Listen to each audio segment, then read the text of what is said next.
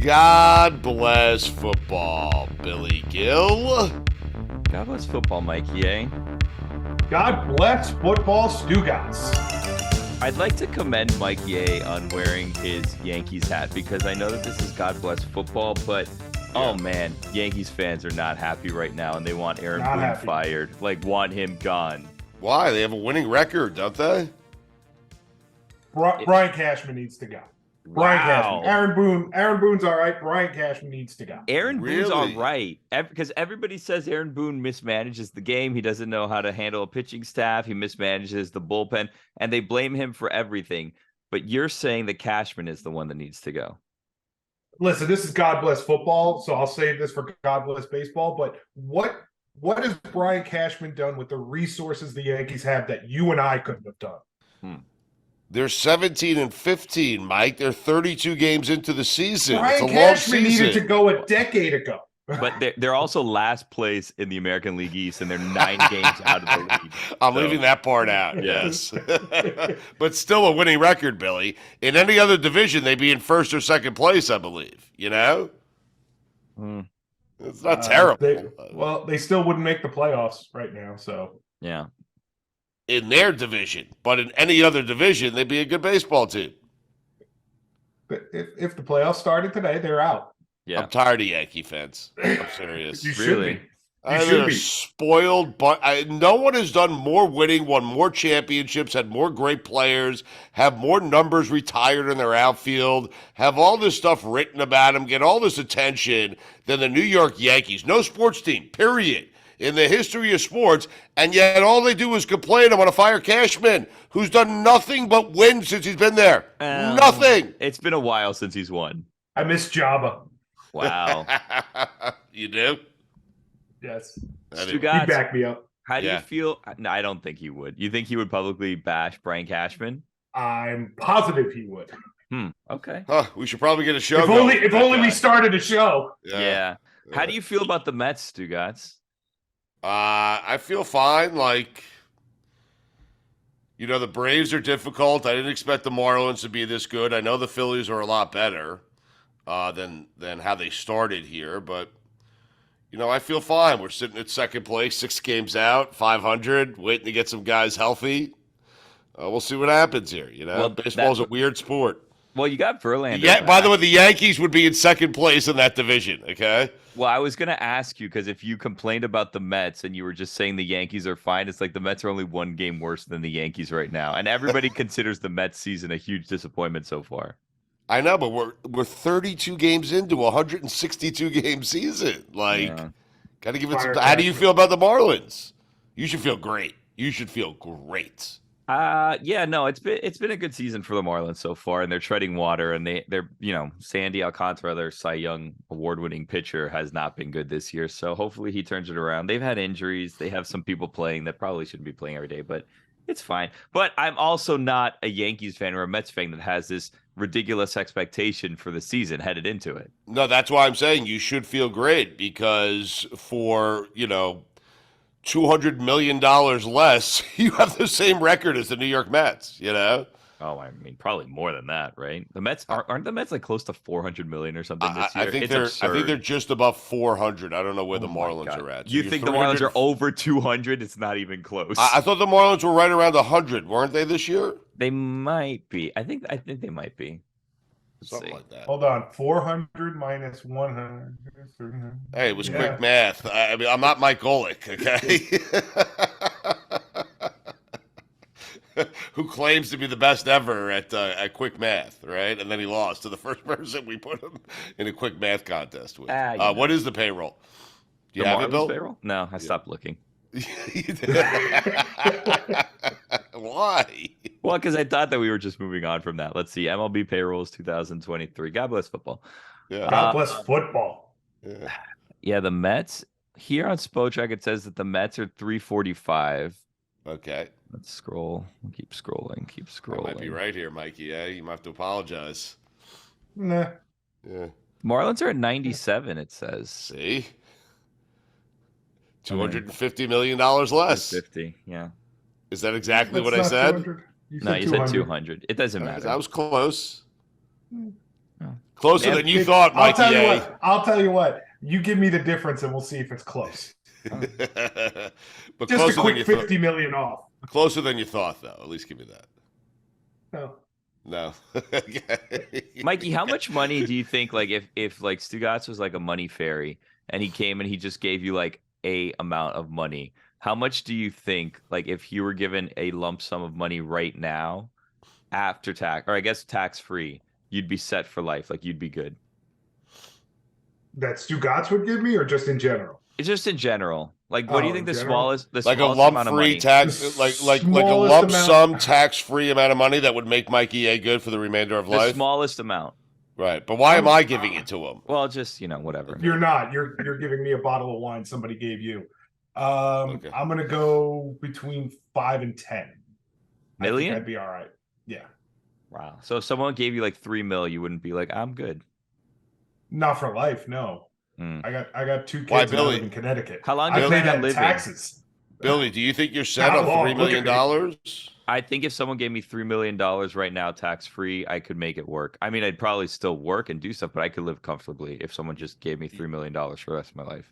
I mean, you have a wife, you have a kid, you have dogs. You think you could make it work? I'm saying I would keep working, but if I had $3 million just sitting there, like that's different. That's different. If I'm still working, I mean, not that I'm getting paid or anything. See, I think it has. I think the question has to be posed as the amount that allows you to live the way you want to live while not working, right? Which is like, for me, I think I could make it work on $10 million if I invested it wisely. Well, you live a different lifestyle than the rest of us. Like you don't understand how many years' salary $10 million is. Like, it'd be multiple lifetimes probably. No, I understand, but that amount, if someone just gave me $10 million and said you can't work again, could you make that work? Yeah. I'd invest that into some munis, some tax-free bonds, get a steady flow of income every single year, put the rest of the stock market, a little bit in real estate, and boom, I'd be fine. It also seems like you could lose that $10 million very easily with that plan. Sure. Yeah, and I probably would. Yeah. On the Jets minus 3.5. I've been losing that game my entire life. Can we talk about somewhat of football happenings since we last did this? Aaron Rodgers has kind of been everywhere, just being the belle of the ball in New York, sitting courtside and rinkside at every game. Everywhere there's a camera, Aaron Rodgers is there with the teammates, showing what a nice guy he is and how easy he is to get along with. Yeah, I mean, that's part of the deal, right? He left Green Bay, came to New York. Why, you don't like it, Billy? Are you saying you don't like him being everywhere? Like, Billy, he has nothing to do for 19 years, and now he has options. I mean, there's those teams in other cities. Like, he would go to Bucks games. Wouldn't he sit courtside at Bucks games a lot? Or sometimes? Yeah, Wisconsin basketball games, some football games as well. This is a different Aaron Rodgers. Like, we no longer have the mullet that he had last year. Like, he went to, like, Supercuts or whatever, and he got, like, a fresh haircut, combed over to the side. He's been on his best behavior so far. No kind of like, hey, I was, sitting in this hut somewhere, and I was thinking about this thing. Let me tell everybody what I was thinking about. You know what I mean? Right. He's trying to fit in. Broadway Raj. Yeah, like a new school or something like that. Yeah. I don't mind it. Mikey, do you mind him being, he's out with Sauce Gardner at a Knick game? I think that's good bonding. He took Sauce to the game. He went to a Ranger game the night before that. I'm certain he'll be at the next Knicks home game. I'm kind of, and Billy's right. He's not saying anything dopey. He's not doing anything ridiculous. His hair looks fantastic. He looks like a younger man, but you're good with that, right? I would say this: if he wasn't doing those things, we'd be killing him for not doing. Like, oh, he doesn't even try and be part of the New York community. So, go ahead, do it, enjoy, go to free games. I'm wondering though, like, did we turn it up a little bit at the end there to like kind of like this person's a wild card. We just need to kind of move on. Yeah, like Devils game.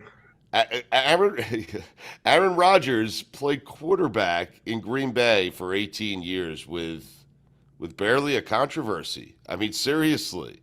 Like, maybe he hasn't conducted his business off the field in a way that people want him to, but Aaron Rodgers has played that game at the highest level without barely any off-the-field issues. So I think, yes, we kind of blew it up at the end. Don't you, Mikey A? And just in terms of what kind of personality Aaron Rodgers has. We did. I know we did. Of course we did. Of course we did. It's what we do. Yes. It is. It's what we do, Billy. I'm not saying I'm saying was he misbehaving to kind of like force his way out, like to try to like rattle some cages and be like, look at what a malcontent I am. Get rid of me. Let me go. I think so.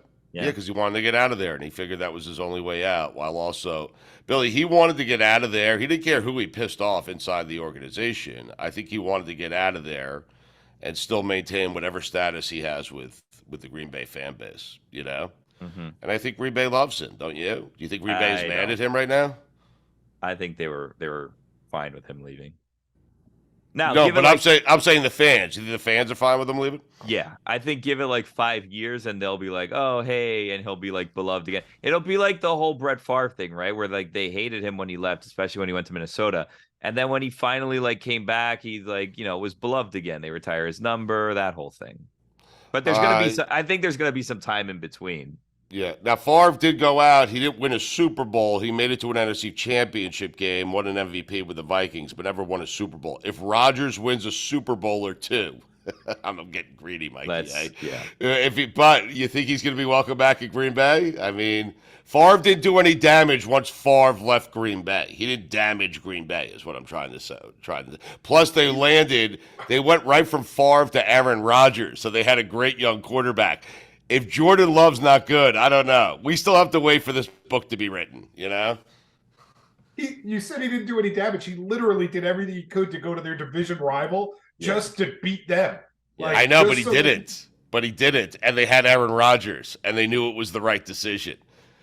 If Jordan Love stinks, Mikey, they're not going to be happy with that. Jordan Love needs to be good for everyone in Green Bay to be okay with that, I think. So the Jets do not play the Packers this year, which is unfortunate because that would have been incredible had they played them. Maybe if Aaron's still around next year, I would love to see the Jets go to Lambeau and see what the reaction will be for Aaron Rodgers as like a visitor. They played the Packers this year, so they probably won't play them for at least 2-3 years. Yeah, right. He'll be retired by then. I think Aaron with a couple of Super Bowls. Yeah, with 3 consecutive Super Bowls. Who do we have on the show today, Stugotz? Billy, when you do a show called God Bless Football, I think it's imperative that you have someone named Lombardi on the show occasionally, even if they're not related to Vince. So Mike Lombardi is going to join us. And he's going to join us next. All right, as I stated earlier, you can't do a show called God Bless Football and not have someone with the last name Lombardi on the show, even if they're not related to Vince. Okay, so Mike Lombardi joins us. He is the host of the GM Shuffle on VSiN, also the Lombardi Line on VSiN. He has a long, storied, great history in the NFL, has worked for Bill Walsh, Bill Belichick, Al Davis, some of the all-time greats, and he joins us right now on God Bless Football. The last name Lombardi, has that been a burden for you or a blessing? Well, originally it was Smith, and I figured since I wanted to get in football, why not change it? I had a big nose and I had olive skin, so I figured it could blend in. And no, it's actually been, he gave me direction. I think, as a kid growing up, how many people watched the Beatles or Elvis on Ed Sullivan and got inspired to go do something, right? And I saw this guy on television and I got inspired to do something to go into football. And it's been a great part of my career, even though I'm not related. I've gotten fortunate to meet his son and his grandchildren. So I feel really blessed about it. I think I want to change my last name to Lombardi. I mean, Billy, what do you think? We should all change our names to Lombardi. Yeah. I mean, it's a common Italian name. I mean, it really is. You can do it with a Y and get away with it. You can do it with an I. And so I just felt like I connected, and his story was powerful. My son actually went to Fordham. I wanted to go to Fordham just to be like him, but they didn't have football, so I had to go to Hofstra. Mike Lombardi is with us here on God Bless Football. I texted you before you came on. What are you into? What are you passionate about right now? And you said the NFL. Everything about it. That's been my life. It's been my life since I got my first job in '84 with being Coach Walsh's gopher. It's been my whole life. It's been my passion. And I've been fortunate to be able to to work for some of the greats and learn from them. And that's what I wrote about. The book Gridiron Genius is really not about me. It's about the people I work for. So I love it. My 2 sons are in the league now, and it's part of our family. What'd you learn from Bill Walsh? Oh my God. Every day I can't imagine I don't think about him. I think the one thing that always resonates with me about Coach Walsh is he used to say, if we're all thinking alike, no one's thinking.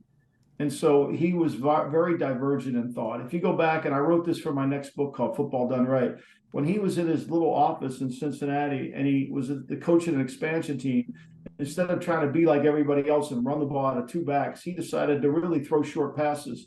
And that evolution became the West Coast offense. So being divergent in thought, thinking, seeing things and saying, wait a minute, that might not seem right, and not going down the mainstream of what everybody thinks. I think that would be one of the most powerful lessons. And then secondly, to study leadership. I mean, he forced me to study leadership. We were sitting in a car one day and he asked me who Tom Peters was. And I said, Coach, I have no idea who Tom Peters is. I thought it was a punter from North Dakota. And he said, well, he just wrote a book called In Search of Excellence. You need to go read that book. And I don't want you to become like a lot of coaches, which are just glorified gym teachers. So that really mattered to me. What were, like, in terms of leadership, what was important to Bill Walsh when it came to lead? Like, what were the keys to being a great leader? Well, there are 4 areas, right? The first thing, you have to have a plan. What is the plan? The second thing is you got to be able to explain the plan to people. The third thing is you got to have a process to get the plan in place. And the fourth thing is you got to be able to be critical of yourself. Those 4 areas. And when you examine any coach in any sport, when they're not good in those 4 areas, most of them are good in 2.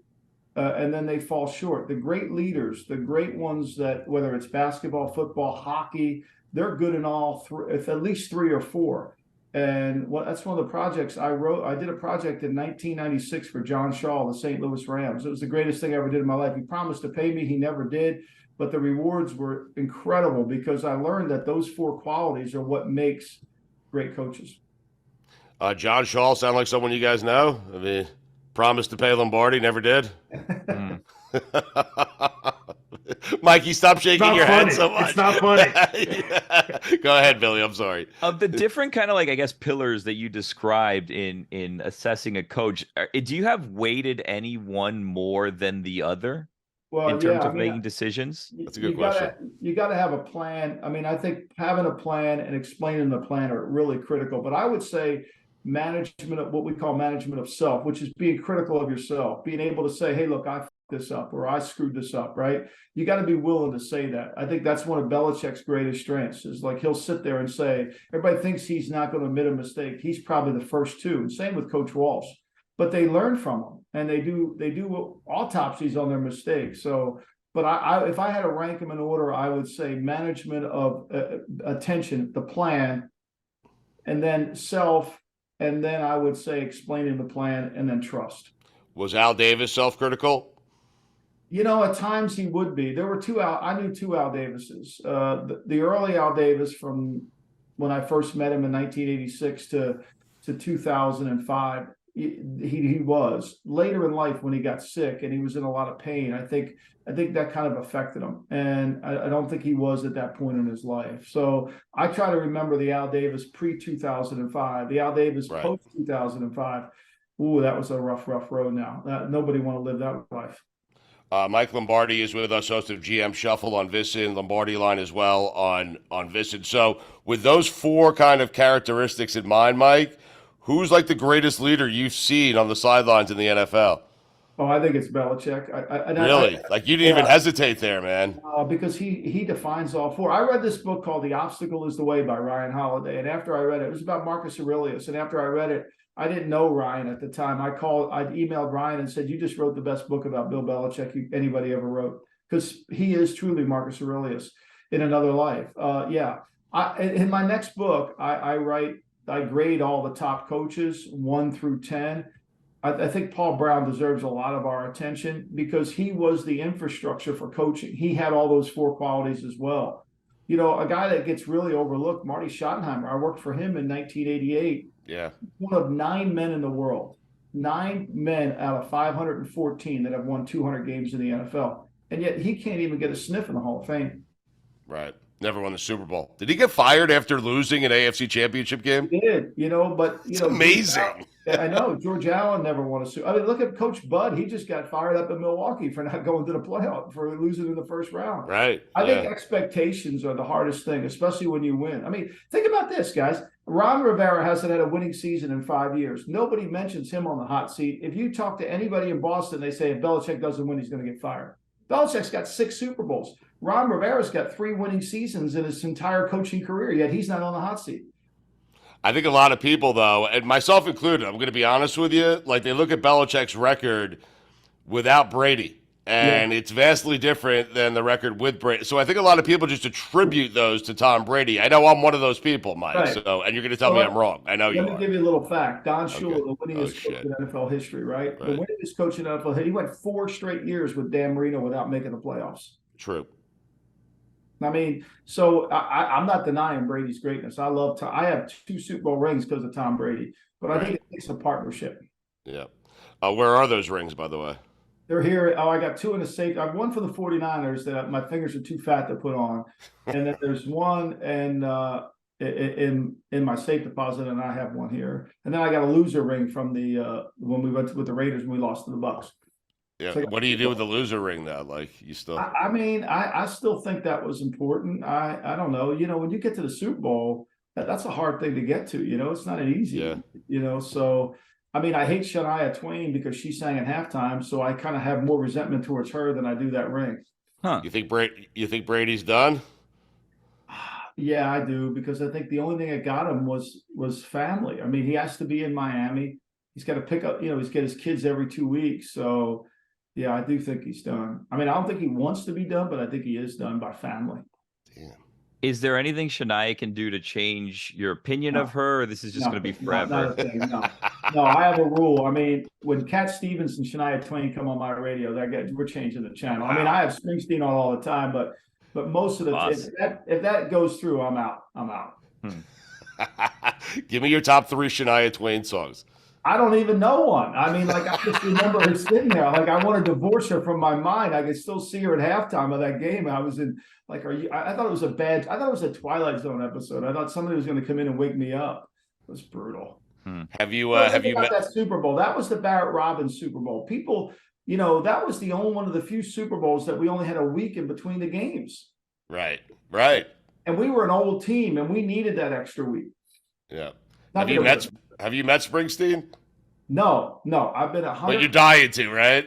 I just got this book. It's called Deliver Me. How many books do you read, Lombardi? A lot. I read a lot because but this book, to me, I just got this book. It's about the writing of Nebraska, right? Right. And in it, he describes it perfectly. He says, Springsteen has lived with joy of burden of people wanting his time. The intimacy of his music brings something out of people. He probably had to scrap off hundreds of us just to stay on schedule. That's me. Like, I'm dying to meet the guy. Just want to shake his hand. Because really, at the end of the day, if he's not singing Born to Run to Cross Highway 9 and I don't see Lombardi on TV, I'm probably stuck in this town being a baker. Not that there's anything wrong with bacon. Well, we know. I love a good baker. Yeah. Go ahead, Billy. You ask him how much he loves reading or how many books he owns. For whatever reason, Mike, on your Wikipedia, it says you're an avid reader with an interest in a biography on Lyndon B. Johnson.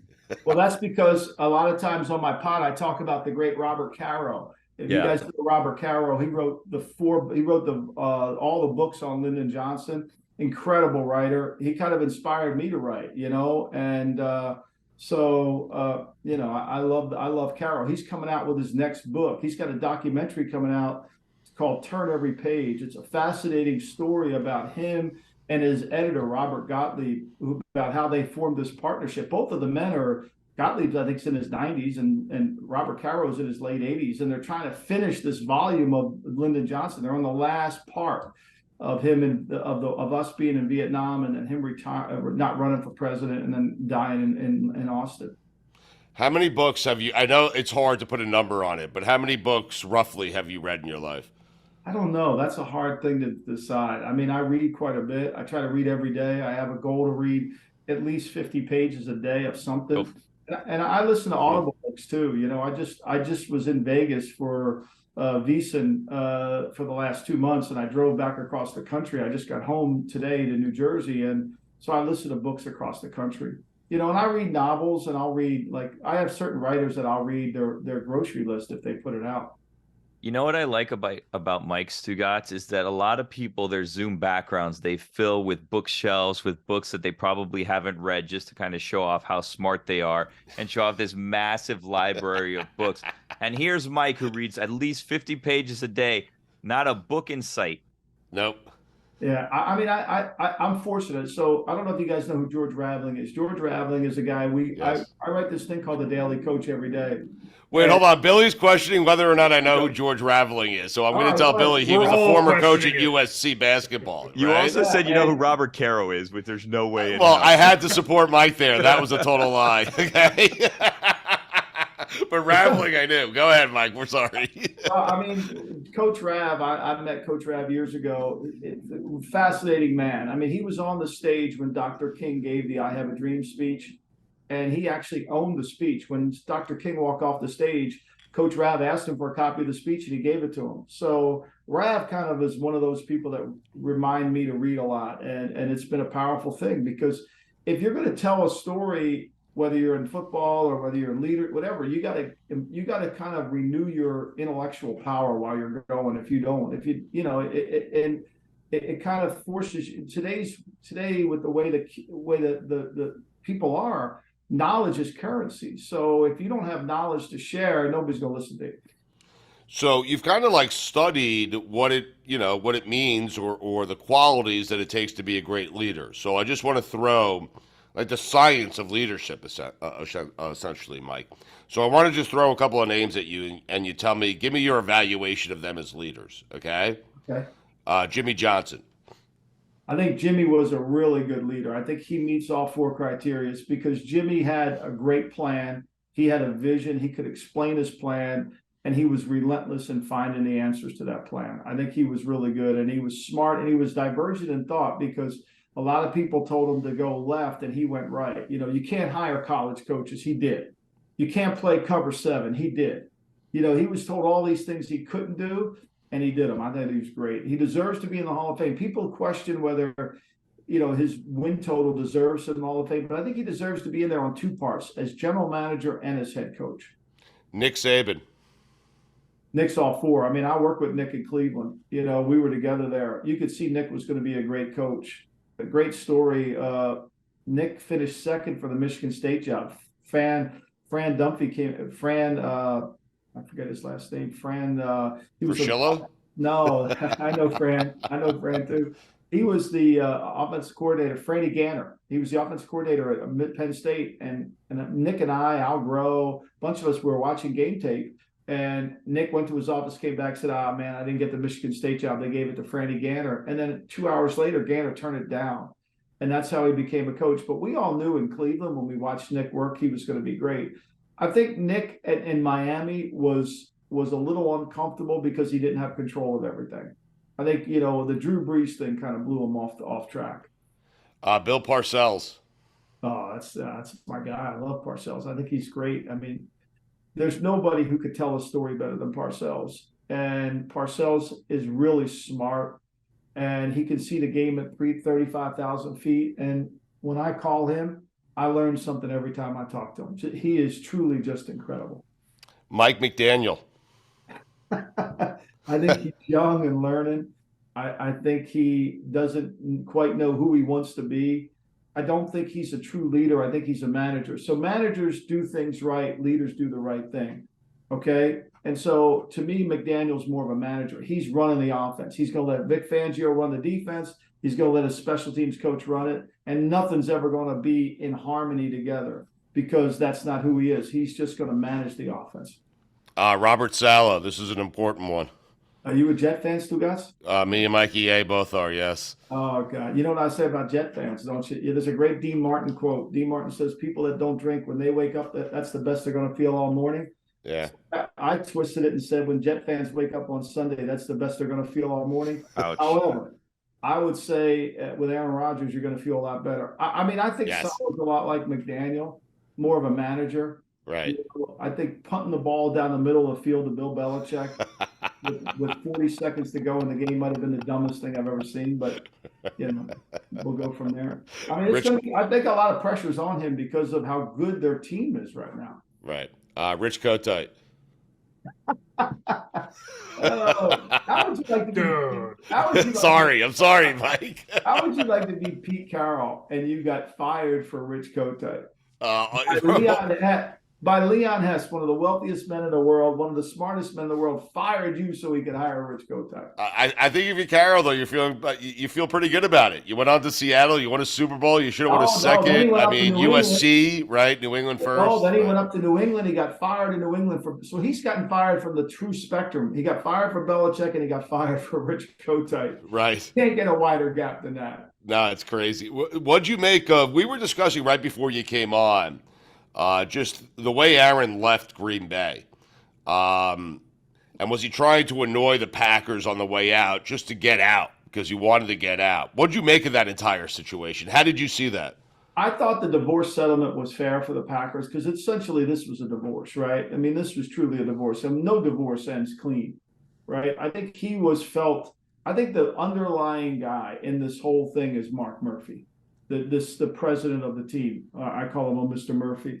And so Murphy, hides behind the scenes. It hasn't been since when Lombardi took over the team in '59. The board of directors, the president, they all ran the team. It was horrendous.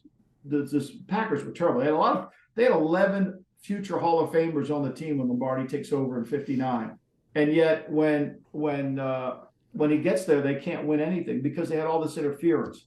It was, and then they changed to the dynamic where the coach, were going to run football and nobody else was going to be involved. Murphy changed it back that way. And I think Aaron and Murphy never really could get on the same page. So I do think the divorce was kind of like, okay, I'm done with you guys. You lied to me or whatever happened. And that's it. And so, for him to take the $59 million and move it into 24 tells you how badly he wanted to get out.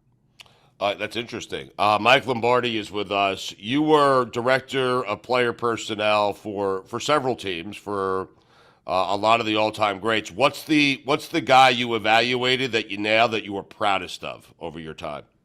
Oh, I would probably say Charles Haley. That's how I got involved with Al Davis because, Bill Walsh and Al were having this kind of back and forth on who was going to find the next great pass rusher, and we found Haley. So I would say Charles Haley. But I think any scout will tell you their mistakes ring truer than anything. We didn't. When I was in Oakland, we don't draft Ben Roethlisberger, and he's sitting right there for us. We take Robert Gallery.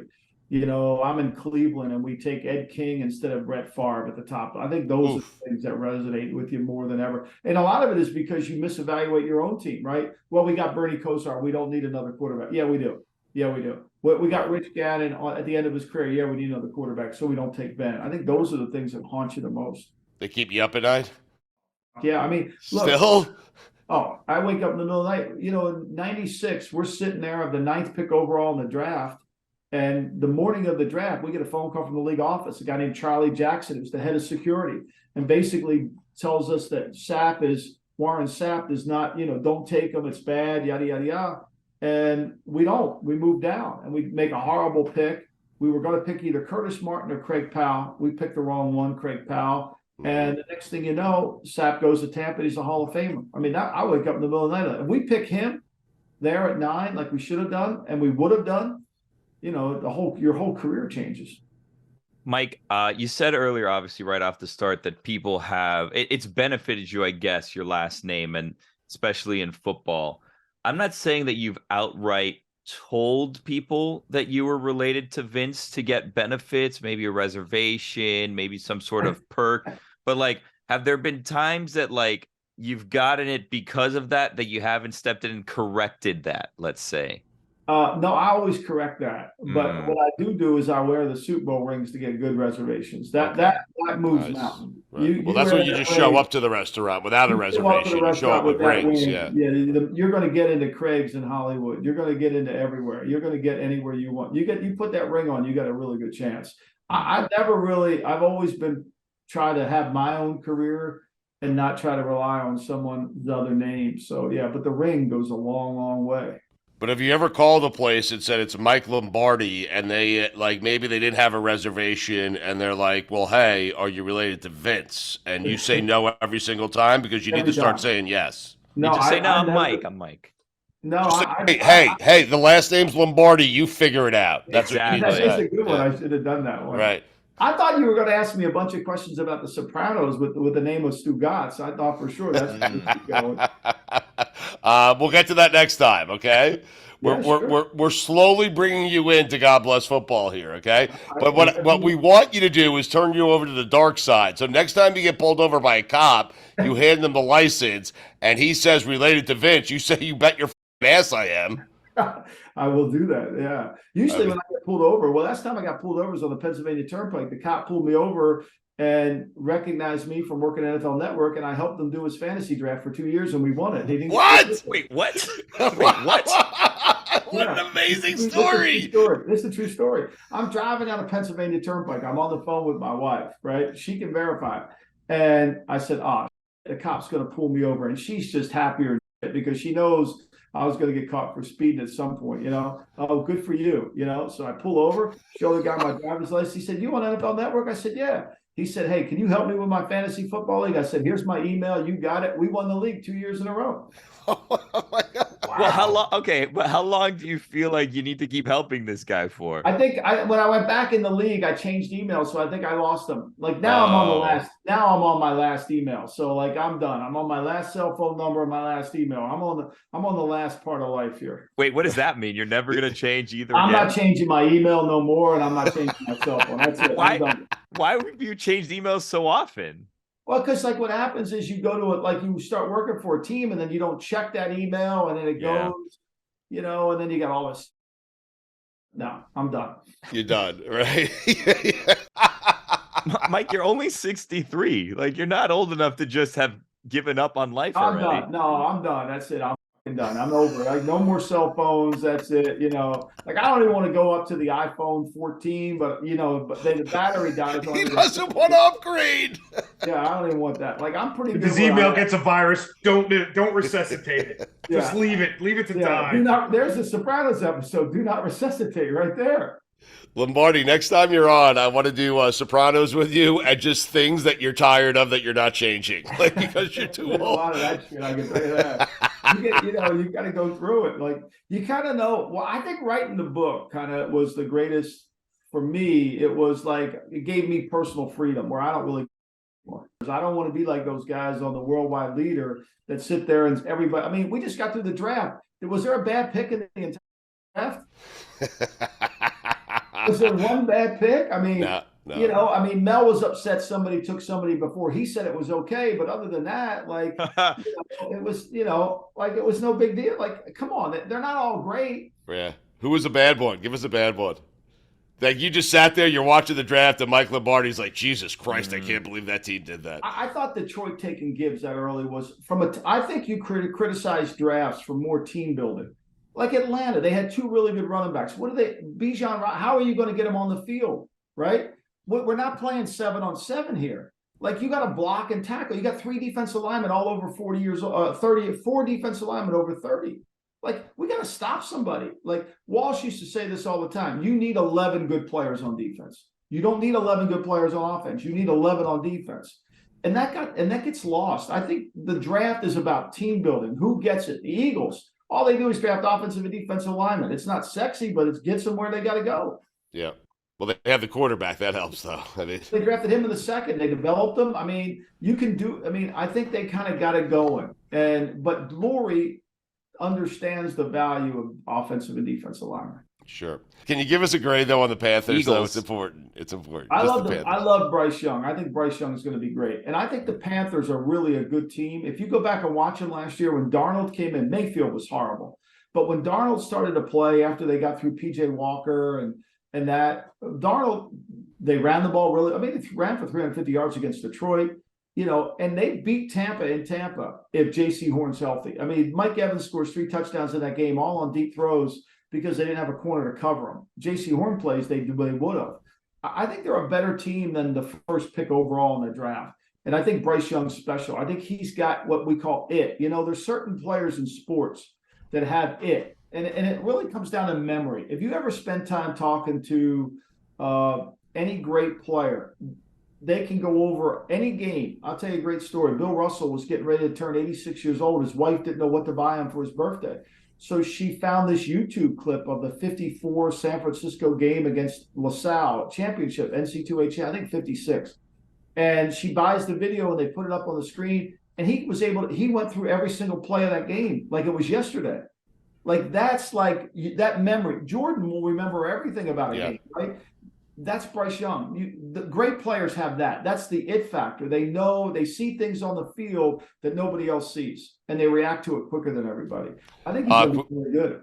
Quickly, Mike, this has been great. We'll play some games next time, okay? Sopranos, things you're tired of, Davis, Bill Walsh, or Belichick. We'll get to all that next time because there will be a next time because you've been fantastic. GM Shuffle, check him out. Lombardi Line, both those shows on Visit. Lamar Jackson, did he make all the people who said he needed an agent, did he make them look like fools? I don't know. I think he probably cost himself a little bit of money for sure, but he got paid and good for him, and he doesn't have to pay the 10% or 5%. I think, he could have drove the market even further, but it worked out. I'm happy. My son coached him at Louisville. I'm happy for the kid. I really am. I love the kid. You don't win 45 games in the NFL and have people calling you like you're not good enough. I mean, give me a break. Right. I mean, 45 wins. This guy's a legitimate player. He is. This has been great. Been a lot of fun. We appreciate it, man. Thanks, the GM Shuffle and Lombardi Line, both on Visit. He's part of the whole team here at the DraftKings Network. So, Mike Lombardi, thank you again. There will be another time, multiple times. We'll have you on, and we'll talk. We'll talk some Springsteen and some stories about Walsh and Belichick. Thanks a lot. Appreciate it. All right, thank you, Mike. All right, Billy, I enjoyed Mike Lombardi. I think we need to teach Lombardi a few things here, how to use that last name a little bit better. And really just, if there's a free upgrade on the phone, I don't care if you're 62, 82, 92, take the free upgrade on the phone, man. What's the matter with him? I'm with you. Like, it's a hassle, but like, if it's free, what I found out what happened to me is that, like, I don't remember what model it was, but I had like I want to say like an iPhone like 11 or something, right? I'm like him in that I had like an iPhone 6 and then I just had an iPhone 6 forever. Right. And then it was by like 11. And then where are the iPhones at right now? Just quick, do you know? Like, what's the latest? 14? 14. I think we're at 14, but there was like an X in there at some point that I think replaced the number. Was the X a 10? I don't know. Then there's like S's and C's of different versions of the iPhones. There's a whole confusing thing. But I was at like a 6 for a while, and then finally I upgraded to like an 11, right? And then I was at an 11 for a little bit. And then we were just kind of like going through like the bills, right, of what we were paying for like the phone and this and that. And then there was a promotion where I would get a 13 for less money than I was still paying for the 11. And I'm like, okay, I think that now we're going to upgrade to the 13 because it will cost me less to have the latest version of the phone than this phone that is now like 3 years old, which was like completely bizarre. But I don't want to arrive at an age where I'm not taking free upgrades. Like that, Lombardi's giving up on life. I still don't understand why he changes emails so often. Like, does he not? He should just keep the same personal email, right? I understand, like, if he's not going to use like his team emails anymore, obviously you don't work for the team, but like, just keep one personal email and then you should be fine. Yes. Billy, I was also thinking, I mean, you're trying to win this daily DK fantasy thing we do every single week during the football season. I mean, Lombardi won it for a cop. Billy. So for 2 years, he just stayed in contact with a cop that pulled him over one time. We never, by the way, got to the bottom. I got to be honest with you. I just take the ticket, pay the fine, and I move on my way. I mean, I don't need 2 years with a cop, Well, he was very unclear as to whether or not he paid the ticket, which I'm sure he got out of the ticket, obviously, if he was helping this guy with the draft, which seems like ethically not something that the cops should be doing, is like letting people get off on tickets if they help him with the fantasy draft. But then he dragged that out for 2 years, which seems like a long time.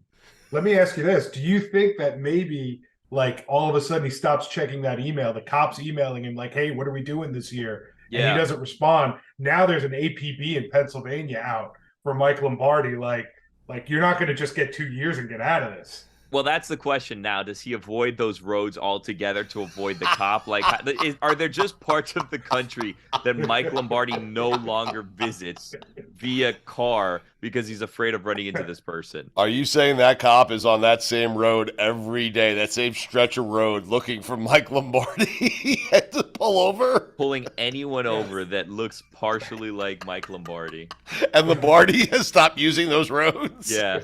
I think he no longer visits Pennsylvania or wherever it is that he said that he was stopped. Like, I can't. Like there's a great work opportunity. You just got to fly in, fly out, or you fly into like a neighboring area, you just drive in. He's like, oh, how long is the road? What routes do we need to take from the airport to get there? Like, oh, I can't go to Pennsylvania. If his resume's on ZipRecruiter, are you telling me there are certain states where he says, I will not work? I think that he has said, like, yeah, the last time I was in Pennsylvania, it cost me 2 years of my life working on fantasy drafts for a guy to win a league. I can't do it anymore. To get out of an $80 The guy won't even ticket. update his phone or his email. You think he wants to commit 2 years to joining a fantasy league of a stranger again? But are you going to use Lombardi for your fantasy league? That's all I want to know. I don't know. Maybe. Are we going to have him around more often? I liked him. He was good. I liked him as well. Fun. Yeah, he was good. I think we should have him on again. I do. I feel like you're going to bother him. Well, okay, so here's the thing now, because you have someone that you pay to do your fantasy leagues in Inferno, right? Yes. But it seems like Lombardi is a cheaper option. If he basically took 2 years of running someone's fantasy team for, like, let's say $200 or whatever the ticket was, I'm sure you pay Inferno more than that. Well, Inferno only does baseball with me. Okay. Yeah. Now, he went to Penn. He graduated Wharton. He's like a numbers guy. And so he will not do fantasy football. It is too easy for him. Like, there's too much luck involved. He hates that. So with baseball, he loves it because it's 162. It's players you never heard of. It's, steals, runs, a lot of different, categories as well. He won't do basketball. He gets a percentage of the winnings.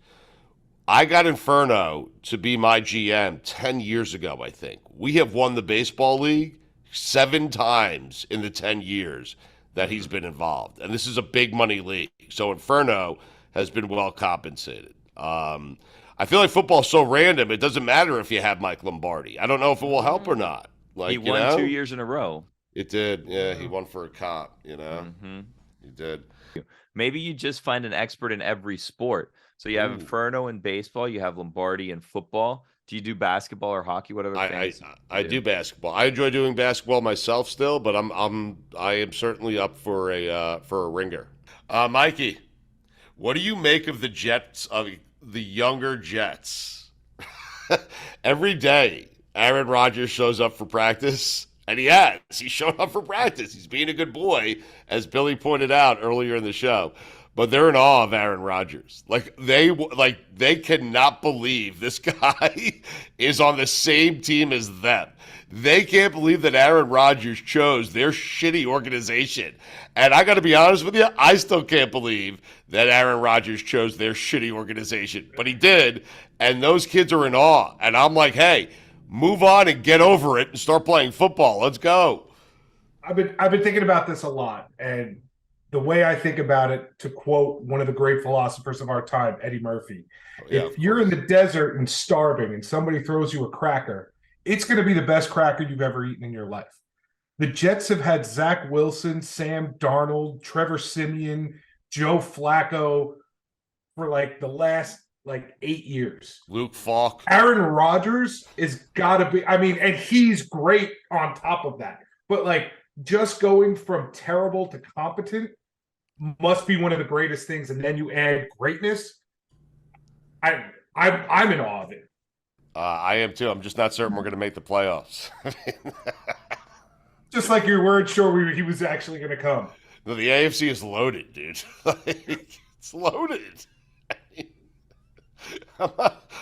It's loaded, and the Patriots are the worst team in the division, and that makes me happy.